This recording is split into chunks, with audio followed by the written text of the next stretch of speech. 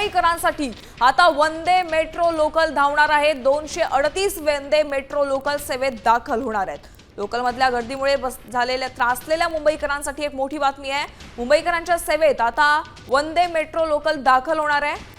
MRVC मार्फत Vande metro AC local गाड्यांच्या निर्मितीला वेग आलाय आणि या संदर्भात 2 महत्त्वाच्या प्री बीड बैठका यशस्वीपणे पार पडलेल्या आहेत। त्यामुळे मुंबईकरांचा प्रवास अधिक सुखकर, सुरक्षित आणि आधुनिक होणार आहे। तर ही लोकल नेमकी कशी असणार आहे आणि कधी सेवेत दाखल होणार आहे त्यावर एकदा नजर टाकूया। बघा, मुंबईमध्ये 238 नवीन वंदे मेट्रो लोकल लवकरच धावणार आहेत। 12, 15 आणि 18 डब्यांची ही लोकल असेल। MRVC कडून प्रकल्पाची वेगवान अंमलबजावणी करण्यात आली आहे।